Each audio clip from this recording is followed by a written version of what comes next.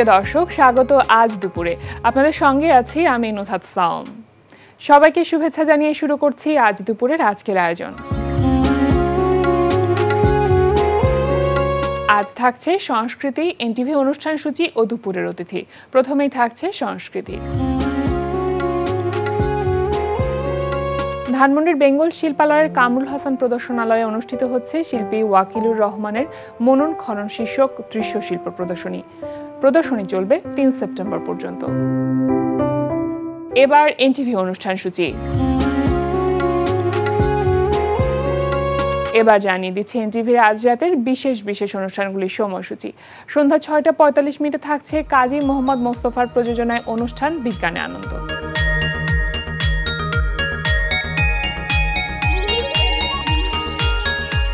রাত ৮টা ২০ থাকছে মারুফ রেহমানের পরিচালনায় ধারাবাহিক নাটক প্রবাসী পরিবার।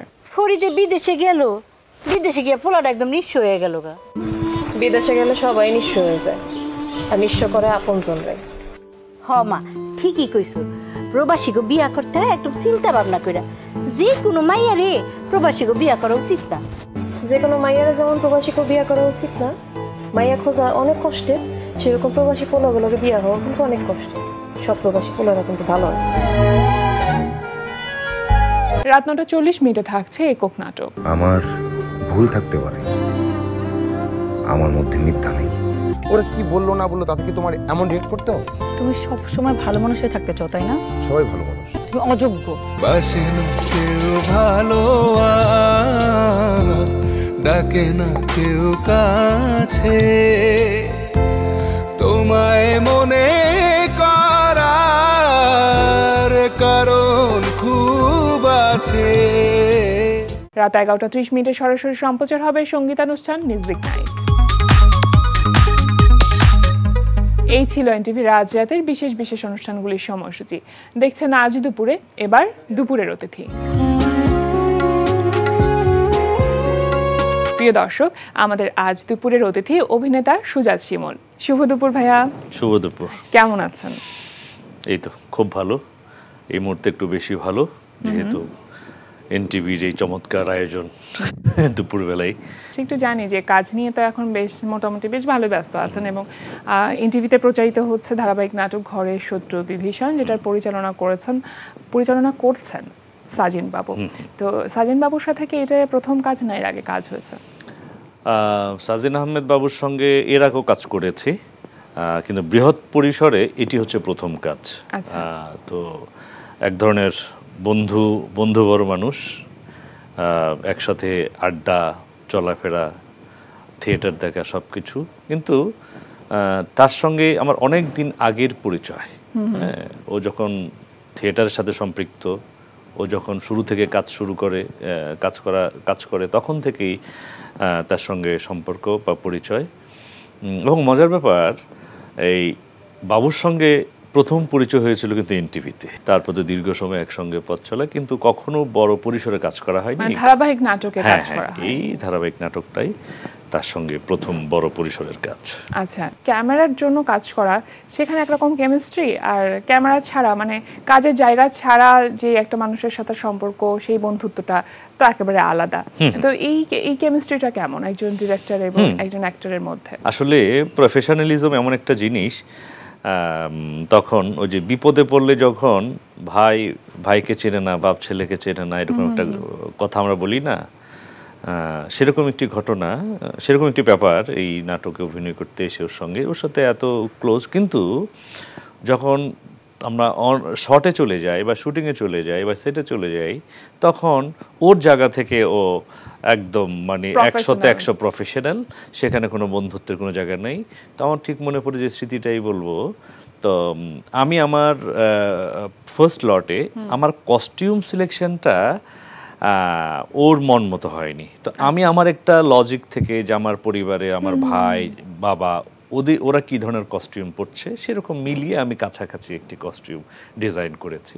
তো ও দেখা যাচ্ছে রেগে যাচ্ছে, সে পকেট থেকে টাকা বের করে দিচ্ছে, তোমাকে আমি টাকা দিচ্ছি, তুমি কস্টিউম নিয়ে আসো, এই কস্টিউম আমার হচ্ছে না, এই আমার ক্যারেক্টার মার খাচ্ছে, পেশাগত জায়গা থেকে সে কম্প্রোমাইজ করবে না। এবং ফাইনালি যেটা কি করলো, শুটিং অফ করে একজনকে দিয়ে পাঠালো যে এই মুহূর্তে উত্তরা থেকে গিয়ে তুমি কিছু টি শার্ট নিয়ে আসো, এই টি শার্ট। তো আমার ঠিক মনে পড়লো আর কি যে তা আমি নিয়েছি সেগুলো ঠিকঠাক আছে, কিন্তু ও যেটা চাচ্ছে মন মতো হচ্ছে না, ও এবং শপিং করিয়ে ছাড়লো আর কি। তো এই যে বন্ধুত্বের একটা জায়গা এবং প্রফেশনালের যে জায়গা থেকে যে নো কম্প্রোমাইজ যে অ্যাটিটিউড, এটা খুব ভালো লেগেছে আর কি। তো সেই জায়গা থেকে বাবা সে ডিরেকশন সে খুব ভালোই দেয়, অনেকগুলো ভালো কাজ তার আমি দেখেছি করেছে, এবং সে লিখেও ভালো, নাট্যকারও বটে। এই গল্পটি তো মূলত মানে ঘরের শত্রু বিভীষণ, তো এটা লিখেছেন শফিকুর রহমান শান্তনু। তো তার স্ক্রিপ্টটাও তো আসলে অনবদ্য হয়, তো সেক্ষেত্রে গল্পের যেই পরিপ্রেক্ষিত যে প্রেক্ষাপট, সেটা আসলে কিভাবে আবর্তিত হচ্ছে? সেটা আবর্তিত হচ্ছে, এবং মজার ব্যাপার হচ্ছে নাট্যকারও আমার বন্ধু। এই নাট্যকার শফিকুর রহমান শান্তনু, সেও আমার বন্ধু। তো তার সঙ্গেও আমার পরিচয় হয় 2008 কিংবা 9-এর দিকে গণমাধ্যম ইনস্টিটিউটে। আমরা টেলিভিশন নাটক এবং টেলিভিশন ক্যামেরা লার্নিং কোর্সে ভর্তি হই, এবং আমরা দুজন একই কোর্সে, ওই কোর্সেই পরিচয়। তো সেই নাটক লিখছে, আমরা ক্যামেরায় কাজ করছি, এরকম একটা জায়গা থেকে। তো ওই যে একটা বন্ধুত্ব ওখান থেকে গড়ে উঠলো, বন্ধুত্ব এখনও খুব অটুট, এবং নাটকটা সেই লিখছিল। তো লেখার সময় সেও বলছিল যে বন্ধু তোমার জন্য কিন্তু একটা ভিন্ন রকম চরিত্র এবার আমি লিখেছি, যেটা তো সে মজা করে বলে আর কি, যে আমরা তো ক্যারেক্টার আর্টিস্ট, তো দেখা যায় আমি খুব একটা সময় খুব বেশি মোবাইলে কাজ করতাম, একটু কমেডি, একটু ফান, এই। তো সে বলে যে বন্ধু সব কিছু ভুলে যাও, একদম নিট অ্যান্ড ক্লিন, একদম পশ লুক, এবং একদম শহরের নাটক, এবং তুমি একটা কর্পোরেট পারসন, তোমার বড় ভাই একটু আউলা ঝাউলা, ছোট ভাইও আউলা ঝাউলা, বাপ এক ধরনের, মা এক ধরনের, বাট টোটাল ফ্যামিলির যে কন্ট্রোল তোমার কাছে, তুমি যে বিজনেস তুমি ডিল করছো, তো আবার তুমি খুবই বুদ্ধিমানও বটে, আবার তোমার কিছু কি বলা যায় অসুস্থ চিন্তা ভাবনাও আছে, হ্যাঁ। তো সবকিছু মিলে একটা ডিফারেন্ট একটা ক্যারেক্টার। এটা কি পজিটিভ ক্যারেক্টার নাকি নেগেটিভ? এটা ও একটু টাচ দিয়ে রেখেছে আর কি, যে কোথাও হয়তো একটা সময় নেগেটিভ হতেও পারে, যে পরিবারের এই সুযোগে পরিবারের অন্য ভাইদের সম্পদ কিছুটা, মানে ক্যারেক্টারের শেড আছে, হ্যাঁ একটা শেড আছে, মানে এটা বলা যায় আর কি ভদ্র বেশি দুষ্ট লোক, এরকম একটা শেড আছে, আমাকে টাচ দিয়েছে আর কি। তো সেই জায়গা থেকে ক্যারেক্টার নির্মাণ হচ্ছে। বেসিক্যালি গল্পটি হচ্ছে একটি মধ্যবিত্ত বলা যাবে না, মানে ওদের মোটামুটি উচ্চবিত্তই বলা যাবে, কিন্তু হয়তো স্ট্রাকচারে ইমেজে সেটি পাওয়া যায় না। ওদের পারিবারিক ব্যবসা আছে, এবং বাবার চরিত্রে কাজ করেছেন আমাদের আল মনসুর, আমাদের বিলাল ভাই, মায়ের চরিত্রে মিলিয়াপা। তো আমার বড় ভাই হচ্ছে মোশাররফ করিম, উনি বড় ভাই, দুর্দান্ত একটি ক্যারেক্টার, একটু মানসিকভাবে আউলা ঝাউলা আছে এরকম। ছোট ভাই শহীদুল্লাহ সবুজ নামে আরেকজন অভিনেতা।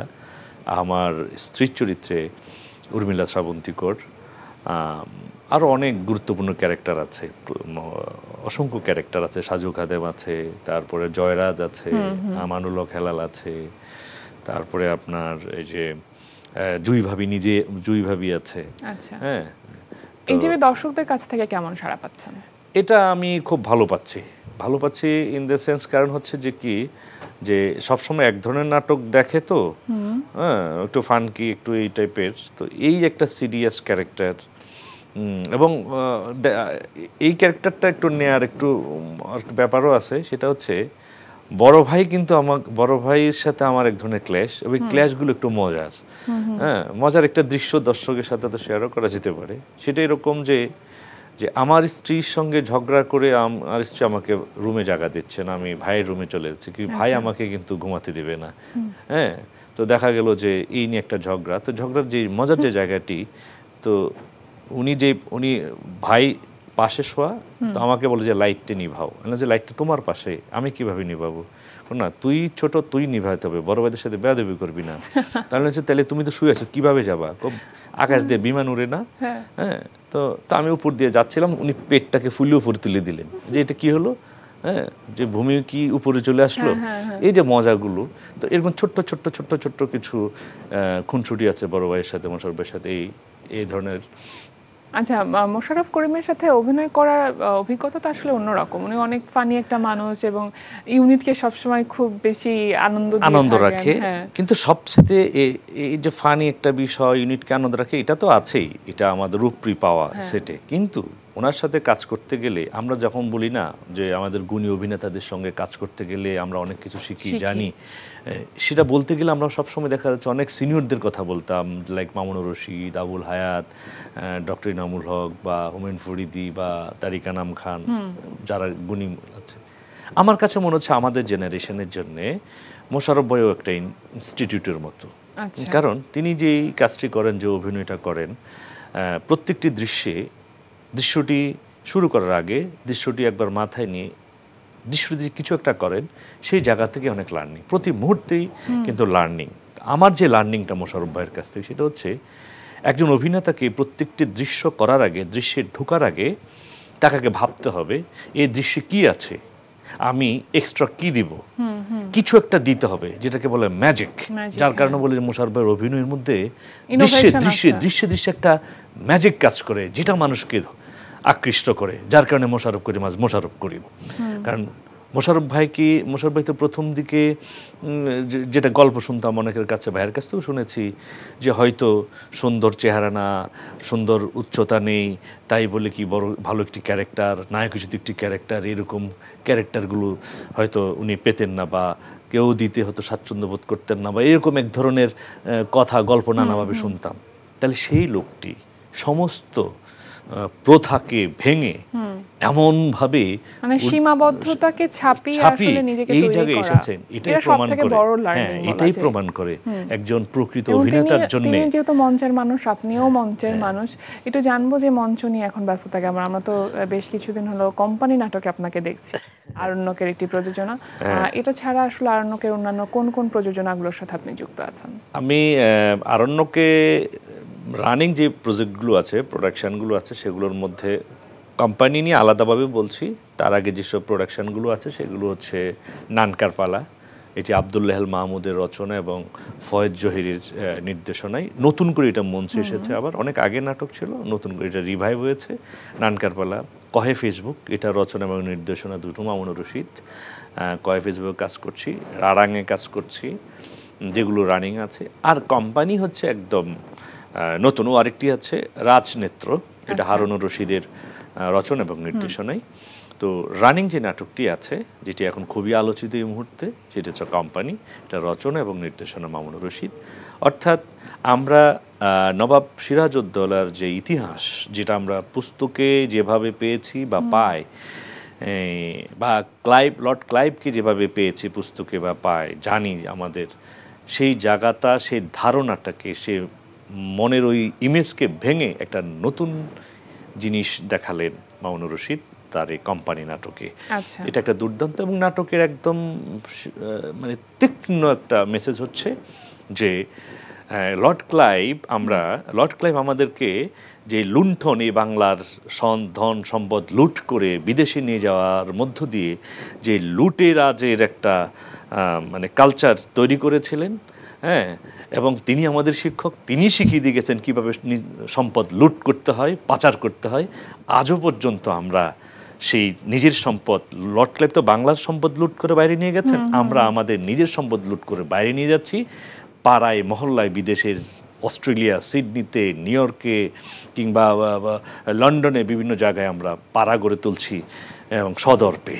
অর্থাৎ এই জায়গাটা চমৎকারভাবে কোম্পানিতে, কি গুরুত্বপূর্ণ একটা বক্তব্য, অসাধারণ অসাধারণ। তো দর্শক যারা আছেন তাদেরকে আমি অনুরোধ করব, সামনে যখন দেখবেন ফেসবুকে বা পত্রপত্রিকায় কোম্পানি নাটক হবে, হ্যাঁ, সবাই নিশ্চয়ই কোম্পানি নাটক দেখবে, কারণ এই নাটকটির মধ্য দিয়ে অনেক কিছু শেখার আছে। তো এই নাটকটি বেশ ভালো সাড়া ফেলেছে এবং দর্শকদের কাছ থেকে আপনার ভালো সাড়া। এটার কারণ হচ্ছে এটা একটা ইতিহাস হয়েছে যে গ্রুপ থিয়েটার ফেডারেশনভুক্ত কোনো নাট্যদল ঈদের ছুটিতে বাড়িতে না গিয়ে টানা 5 দিন শিল্পকলায় শো এর আগে কখনো হয়নি, যেটি কোম্পানি নাটক দিয়ে আমরা শুরু করেছি। যে এই গত রমজানের ঈদের দিন থেকে টানা 5 দিন আমরা 5টি প্রদর্শনী করেছি শিল্পকলা একাডেমিতে এবং 5টি প্রদর্শনী ছিল হাউসফুল।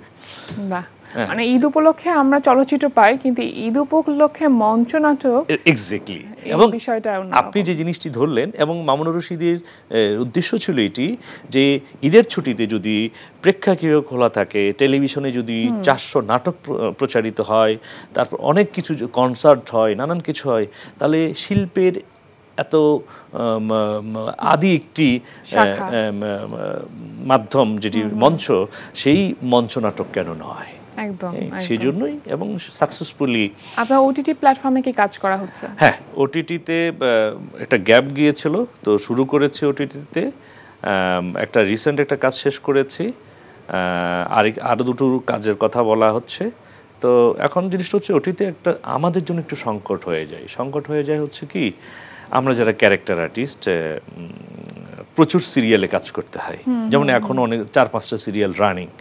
এখন এই সিরিয়ালগুলোতে কাজ করতে গিয়ে আমাদের একটা নিউট্রাল লুকের মধ্যে কন্টিনিউয়াসলি থাকতে হয়। হ্যাঁ, কারণ এখন ওটিটির জন্য মানে এক্সপেরিমেন্টাল একটা লুক সেট করাটা বেশ চ্যালেঞ্জিং, একদম চ্যালেঞ্জিং। ওটিটির জন্য দেখা যাচ্ছে একটা লং টাইম প্রসেসিং, 2-3-4 মাসের একটা লুক রাখতে হয়, তারপর ওয়েট করতে হয়, শ্যুটের কোনো ইয়ে থাকে না, কখনো কখনো দেখা যাচ্ছে হুটহাট শ্যুট হচ্ছে। সব কিছু মিলে ওটিটির জন্য মানে একটা ওটিটিতে করতে গিয়ে একজন শিল্পীর জীবন থেকে মনে হয় 1-1.5 মাস, 2 মাস, 3 মাসও চলে যায়। এখন ওই একটা শিল্পী 1-2-3 মাসে একটা ওটিটি দিকে চলবে, তার তো মাসান্তে অনেক হয়। চলচ্চিত্রের কি অবস্থা? আসলে আমার চলচ্চিত্রে একটু দুর্ভাগ্য আমার সঙ্গে লেগেই আছে, এটা ছাড়ছে না। যে 3-4টা দুর্দান্ত সিনেমা, আলগা নঙ্গর, ঘণ্টিঘর, আরেকটা যেন কি ছিল, অঞ্জনা এচের ভুলিয়ে তো গেলাম ওই সিনেমাটা। 3টি সিনেমা পেন্ডিং, আসে তো আসে না। মানে কাজ কি করা শেষ নাকি কাজ করার কথা? সব শেষ, মানে রিলিজ হচ্ছে না কোনোভাবে। এবং সবচেয়ে বড় যে বিষয়, দুর্ভাগ্যের বিষয়, যখন বায়োপিকে কাজ করলাম তখন কিছু কিছু জায়গায় সিনেমা বড় হয়ে যায়, কিছু গুরুত্বপূর্ণ দৃশ্য পড়ে যায়। তারপর আসলে শিল্পীর ধর্মই হচ্ছে কাজ করে যাওয়া, সুতরাং আমাদেরকে কাজ করে যেতেই হবে, এটাই মূল কথা। সামনের দিনগুলো নিয়ে কোনো পরিকল্পনা আছে আসলে কিভাবে কাজ করতে চান? সামনের দিনগুলোতে হ্যাঁ, আমি একটা নতুন পরিকল্পনা করেছি, সেটা হচ্ছে আমি একসময় নাটক লিখতাম মোটামুটি, এবং এনটিভিতে আমার নাটক গিয়েছে। মাঝখানে একটু কাজের ব্যস্ততা, সাংগঠনিক কাজকর্ম সবকিছু মিলেই একটা জায়গা আবার বিলুপ্ত হয়ে গিয়েছিল নাটক লেখা। তো এটা আবার শুরু করেছি, যে যেমন এই যে গত এই যে ঈদে, কোরবানির ঈদে বিটিভিতে আমার লেখা নাটকগুলো প্রায়শ্চিত্ত, যে 3টি বিশেষ নাটক হয় বিটিভির, একটি নাটক আমার ছিল। তো তারপরে এখন বিটিভির জন্য একটি ধারাবাহিক নাটক লেখা হচ্ছে, প্লাস আরেকটি বেসরকারি চ্যানেলের জন্য আরেকটি দুটো সিরিয়াল লেখা হচ্ছে। 2টি সিরিয়ালের 13 পর্ব লেখা শেষ। শুধু কি লেখালেখি পর্যন্ত থাকবে না নির্মাণেও? না, এখন হ্যাঁ, এটা ভাবনা আছে, যেটি প্রাইভেট চ্যানেলে যেটি যাবে সেটি হয়তো আমি নিজেই নির্মাণ করব। টেলিভিশন একটি নাটক প্রযোজনা করতে গেলে যে পরিমাণ বাজেট দরকার, সেই বাজেটটি হয়তো টেলিভিশন পাচ্ছে না। শুধু টেলিভিশনের ইচ্ছা থাকলো, সাধ্য নেই, কিন্তু এখন ইউটিউবে দেখা যাচ্ছে মানুষ এখন ওদিকেই প্রযোজকরা ইনভেস্ট করছে। তো এখন সেখানে যে মানে টেলিভিশনের যে দায়, সামাজিক দায়, সেই দায় তো ইউটিউবের নেই। একদম, আর রুচিশীলতা তৈরি করার একটা দায় আছে, বা রুচিশীল দর্শক তৈরি করার একটা দায়ভার আছে, অনেক দায়। টেলিভিশন তো আসলে একটি গণমাধ্যম, গণমাধ্যমের তো জাতীয় দায়ও আছে, হ্যাঁ, এবং নাগরিক দায় আছে।